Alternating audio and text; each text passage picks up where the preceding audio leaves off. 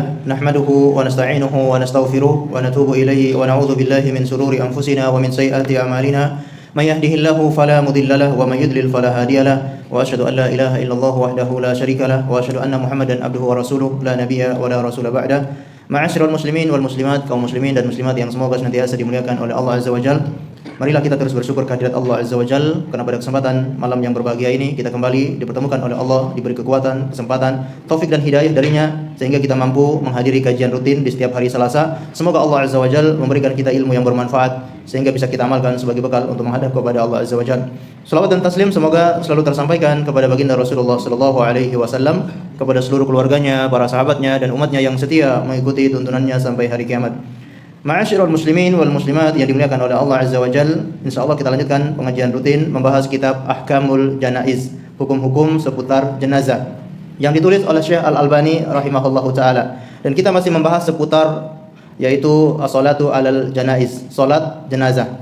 Pada kesempatan malam ini kita mulai membahas yaitu apabila jenazahnya itu lebih dari satu orang, bagaimana tata cara mensolatinya? Kata beliau, wa idza istama'at janaizu adidatun minar rijali wan nisa, apabila berkumpul jenazah itu sangat banyak dari laki-laki maupun wanita, artinya lebih dari satu orang, sulli 'alaiha salatun wahidah, maka disolati dengan satu kali salat. Kalau jenazahnya banyak, maka disolati dengan satu kali salat. Wa ju'ilat adzukur walau kanu sigharan, maka dijadikan yang jenazah laki-laki meskipun jenazahnya anak kecil, mimma yali al-imam, yang lebih dekat kepada imam. Wa janaizul inas mimma yali al-qiblah, sedangkan jenazah wanita atau perempuan dia yang lebih dekat ke arah kiblat. Jadi kalau jenazahnya itu lebih dari satu orang dan laki-laki dan perempuan, maka yang lebih dekat kepada imam adalah jenazah laki-laki. Sedangkan jenazah perempuan yaitu setelahnya laki-laki atau lebih dekat kepada arah kiblat. Dan kata beliau di sini, walau kanu sigharan, meskipun jenazah laki-lakinya itu anak kecil. Mungkin jenazah laki-lakinya ini belum balik, sedangkan jenazah perempuan sudah balik, tetap jenazah laki-laki lebih dekat kepada imam. Wa fi dzalika ahadits. Beliau akan membawakan hadis-hadis yang berkenaan dengan anak laki-laki lebih dekat kepada imam. Al-awwal, hadis yang pertama, An-Nafi' an Ibnu Umar, dari Nafi' dari Ibnu Umar, annahu shalla ala tis'i janaiz jami'an, bahwasanya Ibnu Umar pernah mensolati 9 jenazah satu kaligus. Ya, semuanya disolat dengan satu kali solat. Faja'ala rijalu yalunal imam, dan beliau menjadikan jenazah laki-laki lebih dekat kepada imam. Wan nisa yalinal qiblah, sedangkan jenazah perempuan lebih dekat kepada kiblat. Fasaffahunna saffan wahidah, dan beliau membuat menjadi satu sof atau menjejer para jenazah ini dengan satu sof. Wa wudi'at janazatu Ummi Kulthum bint Ali imraati Umar bin Khattab wa ibni laha yuqalu lahu Zaid. Dan dia meletakkan jenazah Ummu Kulthum binti Ali bin Abi Thalib, istrinya Umar bin Khattab radhiyallahu anhu, dan anaknya yang dinamakan Zaid. Wudi'an jami'an, ya, diletakkan bersamaan. Wal imamu yauma idzin Sa'id ibn al-As, sedangkan imam waktu itu adalah Sa'id ibn al-As. Mungkin masih ingat siapa itu Sa'id ibn al-As? Kenapa beliau menjadi imam? Beliau adalah gubernur Madinah, ya. Kita sudah bahas di pertemuan yang lalu. Siapakah yang berhak menjadi imam salat jenazah? Yang lebih berhak adalah siapa? Khalifah atau seorang pemimpin suatu wilayah, dialah yang lebih berhak menjadi imam jenazah daripada walinya, daripada keluarga si mayit. Baik. Wal imamu yauma idzin Sa'id ibn al-As, sedangkan imam pada waktu itu adalah Sa'id ibn al-As, gubernur Madinah. Wa fin nasi Ibnu Abbas wa Abu Hurairah wa Abu Sa'id wa Abu Qatadah, dan makmumnya itu ada Ibnu Abbas, kemudian ada Abu Hurairah, ada Abu Sa'id, dan juga ada Abu Qatadah. Makmumnya bukan orang-orang sembarang, ini makmumnya para ulama semua. Tapi yang menjadi imam tetap siapa? Sa'id ibn al-As, gubernur, ya. Wa wada'a al-gulam mimma yali al-imam, dan diletakkan anak laki-laki tadi yang masih kecil, yaitu anaknya Ummu Kulthum, lebih dekat kepada imam. Faqala rajulun, maka ada orang yang berkata, fa ankara dzalik, ya, dia mengingkari hal tersebut. Fa nadartu ila Ibni Abbas fa ankartu dzalik, aku mengingkari itu dan aku melihat kepada Ibni Abbas wa Abu Hurairah, dan juga Abu Hurairah wa Abi Sa'id wa Abi Qatadah. Dia melihat anak laki-laki yang masih kecil ini belum balik diletakkan dekat imam, sedangkan Ummu Kulthum dan wanita-wanita yang lainnya diletakkan yaitu lebih jauh dari imam. Dia merasa mengingkari perbuatan ini. Ini belum balik kok diletakkan dekat dengan imam. Maka dia melihat kepada Abu Hurairah, kepada Ibnu Abbas, kepada Abi Sa'id dan juga kepada Abu Qatadah. Faqultu ma hadza? Aku katakan, apa ini? Bagaimana bisa seperti ini? Qalu hiyas sunnah. Mereka menjawab, inilah sunnah. Sunnahnya Rasulullah sallallahu alaihi wasallam meletakkan jenazah laki-laki lebih dekat kepada imam walaupun jenazahnya itu masih anak kecil. Baik, di sini kita mendengar ada sebuah nama yaitu Ummu Kulthum binti Ali ibn Abi Thalib. Ini yang pernah dilamar oleh sahabat Umar bin Khattab ketika beliau masih kecil. Ketika Ummu Kulthum masih kecil, sahabat Umar bin Khattab yang ketika itu menjadi khalifah pernah datang melamar Ummu Kulthum. Lalu Ali bin Abi Thalib mengatakan, dia masih kecil. Kata Umar bin Khattab, sesungguhnya aku ingin agar sebab nasabku sambung dengan nasabnya Rasulullah sallallahu alaihi wasallam. Jadi beliau menikahi Ummu Kulthum karena Ummu Kulthum ini anaknya Fatimah. Umar bin Khattab ingin punya istri dari nasabnya Rasulullah sallallahu alaihi wasallam. Bukti cinta sahabat Umar kepada Ahlul Bait. Beliau sangat sayang dan cinta kepada Ahlul Bait, mengagungkan Ahlul Bait. Berbeda dengan orang-orang Syiah yang menuduh Umar bin Khattab itu sangat benci dengan Ahlul Bait. Justru ini buktinya. Umar bin Khattab ingin menikah dengan Ummu Kulthum sebabnya bukan karena kecantikannya, padahal ini masih kecil anaknya, belum balik. Tetap Umar ingin agar istrinya itu dari keturunan Rasulullah sallallahu alaihi wasallam. Sehingga pada akhirnya Umar bin Khattab menyingkap betis Ummu Kulthum, lalu dia berkata, seandainya kalau engkau bukan khalifah, akan aku hancurkan batang hidungmu. Ini anak kecil, tapi begitu dia mulia, menjaga harga dirinya. Karena ini juga dibolehkan bagi seorang laki-laki yang ingin nazar, melihat wanita boleh melihat betis calon istrinya tersebut. Nah, ini yang pernah dilihat oleh Umar bin Khattab betisnya, lalu dia mengatakan, kalau bukan engkau itu Amirul Mukminin, akan aku hancurkan batang hidungmu tersebut. Allahu a'lam bishawab. Maka beliau meninggal dunia dan juga anaknya yang bernama Sa'id lalu disolatkan satu kaligus, dan imam pada saat itu adalah Sa'id ibn al-As radhiyallahu taala anhu. Baik. Ini dalil kalau jenazah laki-laki lebih dekat kepada imam. Kemudian ya, ada hadis yang lain namun tidak kita baca karena sama ya, yaitu dalil tentang jenazah laki-laki lebih dekat kepada imam. Poin berikutnya adalah wa yajuzu ayyusalla ala kulli wahidin minal janaiz salatun li'annahu al-asl. Dan dibolehkan untuk mensolati tiap-tiap jenazah itu satu kali solat. Masing-masing jenazah disolati dengan masing-masing solat, masing-masing solat jenazah. Li'annahu al-asl, karena itulah yang aslinya. Harusnya seperti itu. Setiap jenazah itu satu kali solat. Jadi kalau jenazahnya ada 5 orang, maka 5 kali solat. Itu hukum asalnya. Karena tiap-tiap orang, tiap-tiap jenazah punya hak untuk disolati. Dia punya hak untuk disolati oleh kaum muslimin. Semakin disolati oleh kaum muslimin, maka dia semakin dapat pahala dari doa-doa kaum muslimin. Nah, di sini kata beliau dibolehkan untuk mensolati satu orang satu kali solat. Baik. Karena itulah hukum asalnya. Wali anna Nabi sallallahu alaihi wasallam fa'ala dzalika fi syuhada'i Uhud, dan karena itu pernah dilakukan oleh Rasulullah sallallahu alaihi wasallam kepada para syuhada Uhud. Ketika para syuhada Uhud meninggal dunia, Rasulullah mensolati tiap-tiap orang dengan masing-masing salat. Wa fi dzalika haditsan. Dalam masalah ini ada 2 hadis. Hadis yang pertama an Abdullah ibn Zubair ya, yang pernah kita bahas sebelumnya, yaitu Rasulullah mensolati tiap-tiap jenazah satu salat. Atsani, hadis yang kedua, an Ibnu Abbas berkata, dari Ibnu Abbas berkata, lamma waqafa Rasulullah sallallahu alaihi wasallam ala Hamzah, amara bihi fahuyi ila qiblah. Ketika Rasulullah sallallahu alaihi wasallam ingin mensolati jenazahnya Hamzah bin Abdul Muttalib, beliau memerintahkan untuk diletakkan di arah kiblat. Tsumma kabbara alaihi tis'an. Kemudian beliau mensolati jenazah Hamzah dengan 9 takbir. Baru dengar ya, salat jenazah ada 9 takbir. Insyaallah nanti ada pembahasan khusus tata cara salat jenazah.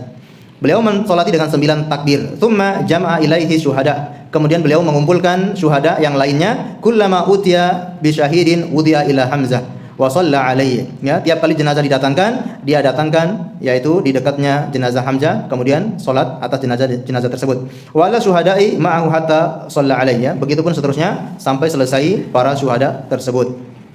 Wa syuhada itsnaini wa sab'ina salatan. Dan ketika mensolat di solat jenazah syuhada ini sekitar 72 kali solat. Bayangkan ya, beliau mensolati sebanyak 72 kali solat. Saking banyaknya para syuhada Uhud. Ini menjadi dalil kalau tadi ya itu dikumpulkan menjadi satu dengan satu kali solat selesai. Namun di sini dibolehkan. Misalkan kita ingin mensolati tiap-tiap orang dengan satu solat, maka boleh juga dilakukan seperti itu, sebagaimana yang dilakukan oleh Rasulullah sallallahu alaihi wasallam. Dan beliau membawakan beberapa dalil yang lain, namun kita langsung saja, beliau menukilkan perkataan Imam An-Nawawi. Qala An-Nawawi fil Majmu' Syarhul Muhadzab. Berkata Imam An-Nawawi, wattafaqu ala anna al-afdal ay yufrada kullu wahidin bi salatin. Para ulama itu bersepakat bahwasannya yang lebih afdal adalah mensolati jenazah tiap orang satu solat masing-masing, ya, disolati masing-masing. Illa sahiba at-tatannimah, ya. At-tannimah, ya. Kecuali, mohon maaf, at-tatimmah, ya. Illa sahiba at-tatimmah. Kecuali pengarang buku at-tatimmah. Semua ulama sepakat yang lebih afdal itu salat jenazah itu masing-masing salat. Kecuali pengarang buku at-tatimmah. Ya, ada ulama yang mengarang buku namanya at-tatimmah. Beliau adalah Abdurrahman bin Ma'mun ibni Ali ibni Ibrahim al-Mutawalli. Ya, wafat tahun 478 Hijriah, yang dikenal dengan Abu Sa'id, ya, Al-Mutawalli. Beliau mengarang buku At-Tatimah. Nah, beliau ini berpendapat yaitu lebih afdol salat yaitu satu kaligus. Salat jenazah satu kaligus, semua orang dikumpulkan jadi satu, lalu salat satu saja selesai. Ini yang berpendapat demikian. Fajazama bi anna al-afdal ay yusalli alaihim duf'atan wahidah. Nah, pengarang buku At-Tatimah ini beliau menjazmkan, menekankan bahwa yang lebih afdal itu salat dengan satu kaligus, ya. Li'anna fihi ta'jil ad-dafni wa huwa ma'murun bihi. Karena pada yang demikian itu lebih mempercepat pemakaman. Bayangkan seperti Syuhada Uhud tadi salat berapa kali? 72 kali. Berarti menghambat pemakaman. Tapi kalau disolati satu kaligus, otomatis mempercepat pemakaman, dan itu diperintahkan, dianjurkan oleh Rasulullah untuk menyegerakan mengurus jenazah termasuk pemakamannya. Nah, tentu lebih afdal. Ini menurut pendapat beliau, Sahibu At-Tatimah.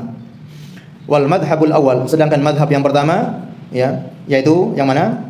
Imam An-Nawawi, ya, wal madhabul awal, yaitu pendapatnya Imam An-Nawawi, atau beliau menukilkan para ulama itu bersepakat yang lebih afdal itu masing-masing satu salat. Itu alasannya apa? Li'annahu aktsaru amalan. Karena yang demikian itu lebih banyak pahalanya, lebih banyak amalannya. Kita yang mensolati juga lebih banyak pahalanya, ya. Tiap orang disolati, tentu pahalanya lebih banyak. Wa arjalil qabul, dan lebih mudah, lebih cepat untuk dikabulkan. Jadi kita ada 40 orang misalkan, tiap orang jenazah disolati. Setiap 40 orang ini mendoakan khusus fokus kepada satu orang. Tentu lebih cepat untuk dikabulkan oleh Allah Azza wa Jalla. Walaysa huwa ta'khiran katsiran. Dan yang demikian itu tidak mengakhirkan terlalu banyak atau tidak terlalu mengakhirkan pemakaman. Ya. Kalau kita solati masing-masing orang dengan solat masing-masing, itu pun tidak akhir-akhir banget, tidak menghambat banget, gitu kan? Menurut pendapat atau madhab yang pertama. Baik, kira-kira yang seperti apa ini? Mau pilih disolatkan satu kaligus atau masing-masing jenazah solat masing-masing? Sekaligus, ya. Tergantung kondisinya, ya. Ya. Misalkan di suatu wilayah, di suatu perkampungan masih asing, ya. Kalau disolatkan dengan satu kaligus jenazah, dua orang dikumpulkan jadi satu, itu kayaknya masih asing. Nah, lebih baik disolati sendiri-sendiri, ya. Tapi kalau kondisinya mengharuskan kita solat satu kaligus ketika ada musibah dan yang meninggal itu ratusan bahkan mungkin ribuan, gimana kalau kita solat masing-masing? Ini tentu sangat menghambat. Maka di sini kita memilih pendapat yaitu mensolati satu kaligus, ya.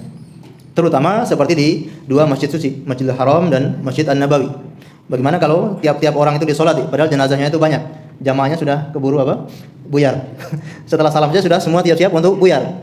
Bahkan kadang dipanggil untuk sholat jenazah pun sudah ada yang pergi, ya. Ya, karena masing-masing dengan urusannya masing-masing. Apalagi dengan jenazah yang banyak. Tentu yang lebih afdal dalam kondisi seperti ini yaitu disolat dengan satu kaligus. Allahu a'lam bishawab. Baik, poin berikutnya, wa tazuzu sholatu 'alal janazati fil masjid. Dibolehkan untuk mensolati jenazah di dalam masjid. Nah, ini yang justru banyak dilakukan oleh kaum muslimin di Indonesia, bahkan di Masjidil Haram, Masjid Nabawi. Kita sering mensolati jenazah justru di dalam masjid. Tapi pernyataan beliau ini wa yazuzu, dibolehkan. Berarti ada yang lebih afdol. Memang yang lebih afdol adalah mensolati jenazah di luar masjid, di tanah lapang. Ini yang lebih afdol karena lebih banyak memuat orang-orang untuk ikut mensolati jenazah. Namun di sini kata beliau dibolehkan salat di dalam masjid di hadis Aisyah radhiyallahu anha, sebagaimana hadis dari Ibunda Aisyah radhiyallahu taala anha qalat, beliau berkata, "Lamma tufiya Sa'ad ibni Abi Waqqas, arsala azwajun Nabi sallallahu alaihi wasallam ayyamurru bi janazatihi fil masjid." Ketika meninggal dunia yaitu Sa'ad bin Abi Waqqas, istri-istri Rasulullah mengirimkan utusan agar jenazah Sa'ad bin Abi Waqqas itu dimasukkan di dalam masjid. Fayusalliyanna alaihi fafa'alu, agar istri-istri Rasulullah itu bisa mensolati jenazah Sa'ad bin Abi Waqqas. Baik, ini juga menjadi dalil kalau solat jenazah itu tidak hanya bagi laki-laki, tapi juga dianjurkan bagi perempuan. Dalilnya mana? Ini Ibunda Aisyah dan istri-istri Rasulullah yang lainnya, mereka pun mensolati jenazah Sa'ad bin Abi Waqqas. Mereka pun melakukannya. Dibawalah jenazah Sa'ad tersebut ke dalam Masjid Nabawi dan mereka pun mensolatinya. Fawaqafa bihi ala hujrihinna fayusalliyanna alaihi. Akhraja bihi min babil janaz allati kana ilal maqa'id. Fabalaghahunna anna an-nas abu dzalik. Berita ini sampai kepada sebagian orang dan sebagian orang menentang perbuatan Ibunda Aisyah ini, alias menentang mensolati jenazah di dalam masjid. Di zaman dahulu, kalau ada orang yang sholat jenazah di dalam masjid justru ditentang, dianggap ini tidak sesuai sunnah, ya. Karena yang mereka lihat, yang mereka alami dari turun temurun, dari masa ke masa, kebiasaannya adalah sholat jenazah di mana? Di luar masjid. Jadi ketika ada yang melakukan di dalam masjid, mereka merasa ini aneh, mengingkari hal tersebut. Wa qalu hadhihi bid'atun. Nah, sampai sebagian mengatakan ini adalah bid'ah. Sholat jenazah di dalam masjid itu bid'ah. Makanat al-janaiz yudkhalu biha ilal masjid, ya, tidak ada contohnya jenazah itu dimasukkan ke dalam masjid. Fa balagha dzalika Aisyah. Berita itu pun sampai ke telinga Ibunda Aisyah. Faqalat ma asra'an nas ila ayya'isu ma la ilma lahum bih. Ya, begitu cepatnya orang-orang itu berkata sesuatu yang mereka tidak punya ilmu. Ya, mereka langsung menghukumi ini bid'ah, ini tidak ada syariatnya, tidak ada tuntunannya. Begitu cepatnya mereka menghukumi padahal mereka tidak punya ilmu tentang itu. Abu alaina ayyamurra bi janazatin fil masjid. Mereka mencela kami gara-gara kami mensolati jenazah di dalam masjid. Wallahi, kata beliau, demi Allah, ma shalla Rasulullah sallallahu alaihi wasallam ala Suhail ibni Baydha wa akhihi illa fi jawfil masjid. Tidaklah Rasulullah sallallahu alaihi wasallam mensolati Suhail ibni Baydha dan saudaranya kecuali di dalam masjid. Ada contohnya atau tidak? Ada contohnya dari Rasulullah sallallahu alaihi wasallam. Jadi istri-istri Rasulullah termasuk Ibunda Aisyah melakukan sesuatu itu tidak ngawur, ya, tidak ijtihad dari diri mereka sendiri, tapi itu karena pernah dilakukan oleh Rasulullah sallallahu alaihi wasallam. Jadi ini dalil bolehnya mensolati jenazah di dalam masjid. Baik, namun di tempat kita atau di negara kita atau di tempat yang kita tinggal, ternyata orang-orang lebih sering mensolati jenazah di dalam masjid, maka kita pun sholatnya di dalam masjid. Mungkin kalau kita sholat jenazah di luar masjid, mungkin dianggap justru aneh, ya. Kalau zaman dahulu di dalam masjid itu aneh, di zaman kita sekarang di luar masjid itu malah aneh. Maka sebaiknya kita melakukan di dalam masjid. Baik. Namun di sini kata beliau, lakinnal afdal as-salatu 'alaiha kharijal masjid. Namun yang lebih afdal salat jenazah itu di luar masjid, fi makanin mu'addi lis-salatin 'alal janaiz. Ya, di tempat yang memang sering dipakai untuk salat jenazah, di tanah lapang yang sering dipakai untuk salat Idul Fitri ataupun Idul Adha yang bisa muat untuk banyak orang. Namun zaman sekarang di dalam masjid pun nggak penuh masjidnya, ya. Di zaman dulu di luar masjid karena takut nggak muat, ya. Tapi di zaman sekarang di dalam masjid pun nggak penuh. Ya, ini kebanyakan kita atau kebanyakan kaum muslimin memang belum tahu tentang fadilah sholat jenazah. Kalau seandainya kita tahu fadilahnya sholat jenazah, tentu kita akan berlomba-lomba untuk ikut sholat jenazah. Kebanyakan kaum muslimin ketika mengantarkan jenazah, rata-rata jenazahnya masuk masjid, mereka di mana? Tunggu di luar. Padahal ini keutamaan yang besar. Dapat pahala 1 kirot atau 2 kirot hanya beberapa menit, Masya Allah. 2 gunung Uhud dapat pahala sebesar itu mensolat jenazah. Tapi karena mungkin kita tidak paham, akhirnya banyak yang melalaikan tidak salat jenazah. Kama kana al-amru ala ahdi Nabi sallallahu alaihi wasallam. Sebagaimana perkara ini dilakukan di masa Rasulullah sallallahu alaihi wasallam. Wa huwal ghalibu ala hadihi fiha. Dan ini yang sering dilakukan oleh beliau dan inilah petunjuk beliau. Fi dzalika ahadits. Ya, dalam hal ini ada beberapa hadis, yaitu salat jenazah di luar masjid. Ini banyak hadis yang beliau bawakan. Hadis yang pertama, ya, seorang Yahudi yang datang kepada Nabi dengan seorang wanita yang berzina, kemudian dirajam. Setelah itu disolati di luar masjid. Hadis yang kedua, hadis Jabir, ya. Jadi kata beliau, seorang dari kami meninggal dunia, kami pun memandikannya dan kami meletakkan di tempat solat jenazah, yaitu di luar masjid. Lalu datanglah Rasulullah sallallahu alaihi wasallam untuk mensolati jenazah tersebut. Hadis yang ketiga, hadis Muhammad ibni Abdullah ibni Jahash, ya.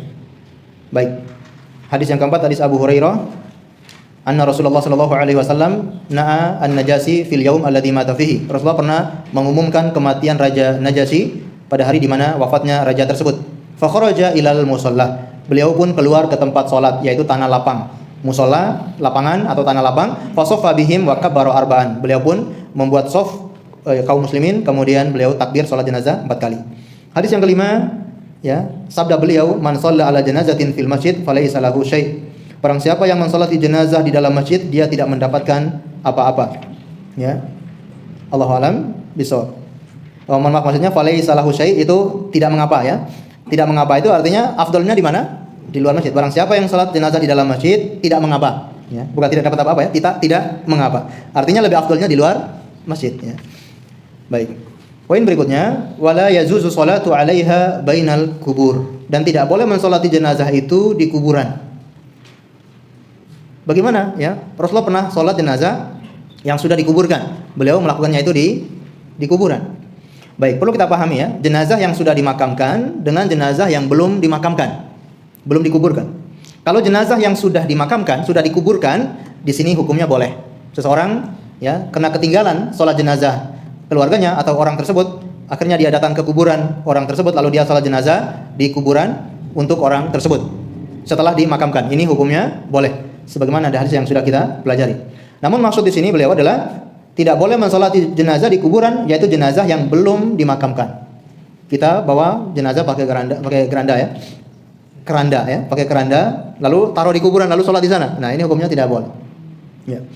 Li hadis Anas bin Malik radhiyallahu anhu, sebagaimana hadis dari Anas bin Malik radhiyallahu anhu, anna Nabi sallallahu alaihi wasallam naha ayusalli ala janaiz bainal kubur. Bahwasanya Nabi sallallahu alaihi wasallam melarang mensolati jenazah di antara kuburan. Ya, artinya di tempat pemakaman. Tidak boleh salat jenazah di sana. Dan hadis-hadis yang lain secara umum melarang untuk salat di kuburan.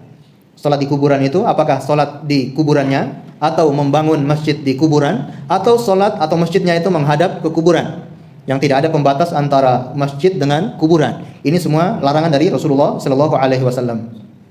Ya. Wa yashhadu lil hadithi ma tawattara anin Nabi sallallahu alaihi wasallam. Dan hadis yang menguatkan juga adalah hadis yang mutawatir dari Nabi sallallahu alaihi wasallam. Minan nahyi an ittikhadil kuburi masajid. Larangan beliau menjadikan kuburan sebagai masjid. Ini jelas, ya. Atau dalam riwayat yang lain, la'natullahi 'alal yahudi wan nasara ittakhadhu qubur anbiya'ihim masajida. Rasulullah mengatakan Allah melaknat orang-orang Yahudi dan orang-orang Nasara karena mereka menjadikan kuburan-kuburan para nabi mereka sebagai masjid. Apabila meninggal orang-orang saleh atau para nabi di antara mereka, kuburannya diagung-agungkan, kuburannya dihias, dibangunkan masjid di atasnya, tempat untuk sholat, tempat untuk ibadah di kuburan orang-orang saleh. Ini semua dilaknat oleh Allah Subhanahu wa taala. Jadi ini bukan perkara remeh, ini dosa besar. Menjadikan kuburan sebagai masjid, ini dosa besar. Apalagi sampai mengkuburkan jenazah di dalam masjid. Mentang-mentang ini pendirinya atau ini tokohnya, ini kiainya, begitu meninggal dunia dimakamkan di dalam masjid, dosa besar. Ya, bahkan ini akan mengantarkan kepada perbuatan syirik, ya. Baik. Jadi, kenapa tidak boleh mensolati jenazah di kuburan? Karena solat jenazah meskipun tidak ada ruku dan sujud, hukumnya sama seperti solat 5 waktu. Maka tidak boleh dilakukan di kuburan. Baik. Poin berikutnya, wa yaqiful imam wara'a ra'sir rijal wa wasata al-mar'ah. Bagaimana berdirinya seorang imam? Seorang imam ketika sholat jenazah berdiri di kepala seorang laki-laki, kepala jenazah laki-laki, dan di tengah-tengah jenazah perempuan. Ini tata cara sholat jenazah yang mungkin ma'ruf, ya, sudah kita ketahui, yang sudah kita pahami bersama. Kalau mensolati laki-laki berarti berdiri di kepala jenazah. Kalau mensolati jenazah perempuan berdiri di tengah-tengah perempuan, ya, di arah perut. Baik. Wa fihi haditsan. Dalam masalah ini ada 2 hadis. Hadis yang pertama, an Abi Ghalib Al-Khayyat berkata, syahadtu Anas ibn Malik shalla ala janazati rajulin. Aku menyaksikan Anas ibn Malik salat jenazah seseorang laki-laki. Faqama 'inda ra'sihi. Beliau berdiri di arah kepala jenazah. Wa fi riwayatin ra'si as-sarir, ya, di ujung tempat tidur, ya, tempat untuk diletakkan jenazah. Ya. Karena disitulah kepalanya laki-laki. Contoh ini keranda, ya. Kepala jenazah tentunya di ujung keranda, gitu, ya. Dan di sini kita melihat, ya, bisa kalau ditutupi, atau memang tidak ada perintah juga, ya, menutupi jenazah dengan kain, ya, dengan kain dari atas, gitu, ya. Kita ini kan keranda, terus ada tutupannya. Biasanya seperti itu. Nah, dalam Islam tidak ada anjuran harus dengan tutupan seperti itu. Di atas keranda terbuka seperti itu, sudah, ya, terbuka. Kecuali kalau dikhawatirkan bisa terjatuh dan seterusnya, ya, mungkin bisa dikasih penghalang dan seterusnya. Baik. Nah, ini sangat terlihat. Kita bisa melihat kalau kepalanya di arah mana, kemudian di sebelah mana kepalanya, kita bisa berdiri di dekat kepala mayit. Baik. Falamma rafa'a utiya bi janazati imra'atin min Quraisy. Ketika diangkat, sudah selesai jenazah laki-laki ini, didatangkan lagi jenazah perempuan dari suku Quraisy, au minal ansor, atau dari kalangan Ansor. Faqila lahu, lalu dikatakan kepadanya, ya Aba Hamzah. Ini kunyah yaitu Anas bin Malik. Ya Aba Hamzah, hadhihi janazatu fulana ibnati fulan fa shalla alayya. Ini jenazah fulana binti fulan, maka salatilah ia. Fa shalla alaiha. Anas bin Malik pun mensolatinya, faqama wasataha. Beliau pun berdiri di tengah-tengah jenazah. Wa fi riwayatin inda azizatiha, ya, yaitu di area tengah. Wa alaiha na'sun ahdar. Wa fina al-Ala ibni Ziyad, dan makmumnya itu ada orang yang bernama Ala bin Ziyad, seorang tabi'in, ya. Ala bin Ziyad Al-Adawi. Falamma ra'a ikhtilafa qiyamihi ala rajuli wal mar'ah, ketika Ala bin Ziyad ini melihat ada perbedaan berdirinya Anas bin Malik ketika jenazah laki-laki di kepala, ketika jenazah perempuan di tengah-tengah jenazah. Ketika melihat perbedaan itu, dia berkata, "Ya Aba Hamzah, wahai Abu Hamzah, hakadza kana Rasulullah sallallahu alaihi wasallam yaqumu haitsu kumta?" Apakah seperti itu berdirinya Rasulullah sallallahu alaihi wasallam sebagaimana yang engkau lakukan? Faminal mar'ati haitsu kumta, yang laki-laki pun sebagaimana yang kamu lakukan, yang perempuan pun sebagaimana yang kamu lakukan. Qala na'am. Anas bin Malik mengatakan betul. Qala faltafata ilaina al-Ala faqala. Maka al-Ala melihat kepada kami lalu berkata, ihfadhu, hafalkan, ya, contohkan, praktekkan seperti ini cara salat jenazah. Baik, ini dalil dan insyaallah sudah ma'ruf kita mensolati jenazah dengan seperti itu. Berikutnya, An Samurah ibni Jundab qala sallaitu khalfan Nabi sallallahu alaihi wasallam wa shalla ala ummi Ka'ab matat wa hiya nufasa. Aku pernah berdiri di belakang Nabi sallallahu alaihi wasallam sebagai makmum.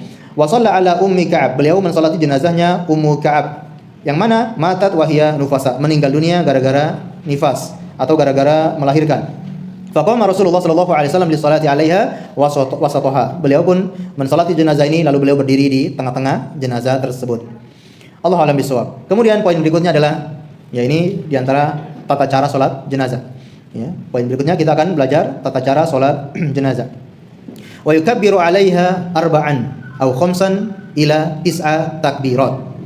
Dibolehkan bertakbir untuk salat jenazah itu 4 kali atau 5 kali sampai 9 kali takbir. Ini hukumnya boleh.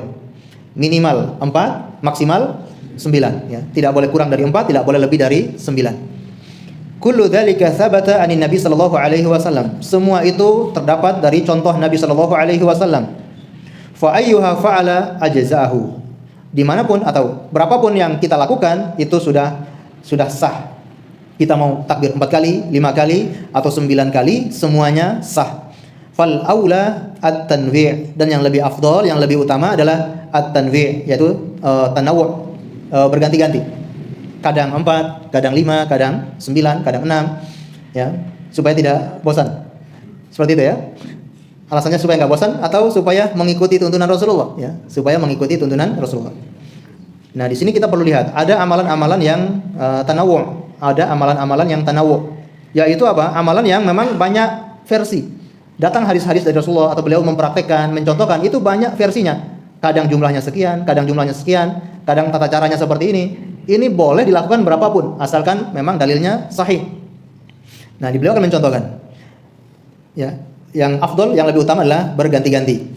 Fa yaf'alu hadza taratan, melakukan ini kadang-kadang, wa hadza taratan, ini kadang-kadang, kama huwa asy'anu fi amsalihi mithlu ad'iyati istiftah. Sebagaimana amalan-amalan yang lain seperti doa istiftah, ya. Kan ada banyak versi doa istiftah atau iftitah. Nah, ini kan ada banyak versi, ada yang pendek, ada yang panjang, ada yang kabiro, ya, ada yang Allahumma ba'idni, ya, dan banyak lagi macamnya. Ini bagusnya apa? Gantian. Kadang baca ini, ya, supaya kita hafal semua apa yang diajarkan oleh Rasulullah. Wa siyagi at-tasyahhud, ataupun doa tasyahhud, itu juga banyak versi. Was shalawatil ibrahimiyah, atau shalawat ibrahimiyah, ya, shalawat kepada Nabi Ibrahim, wa nahwiha, ataupun yang lainnya. Wa in kana la budda min iltizami naw'in wahid minha fa huwa arba'un. Tapi kalau tidak memungkinkan untuk berganti-ganti harus satu saja, maka yang lebih utama kita memilih 4 takbir. Kalau berganti-ganti itu bikin masyarakat jadi bingung. Ya, kita sudah takbir 5 kali aja udah bingung. Ya, karena mungkin belum pernah mendengar ya hadis ini. Begitu imamnya takbir 4 kali, ya ini bid'ah, ini enggak sesuai sunnah. Ini bikin masyarakat bingung. Kalau kita takut seperti itu, yang lebih afdol arba'ah, itu 4 takbir. Dan itu yang lebih umum. Ya, umumnya seperti itu. Kalau kita alhamdulillah sudah mengaji, sudah paham, enggak apa-apa sekali-kali takbirnya 6 kali atau 9 kali, silakan ya. Terus bacanya apa aja itu? Ya sama ya, takbir pertama Al-Fatihah, takbir kedua sholawat, takbir ketiga doa kepada mayit, dan seterusnya doa kepada mayit ya. Diulang-ulang tidak masalah, lebih banyak mendoakan mayit itu semakin afdol ya.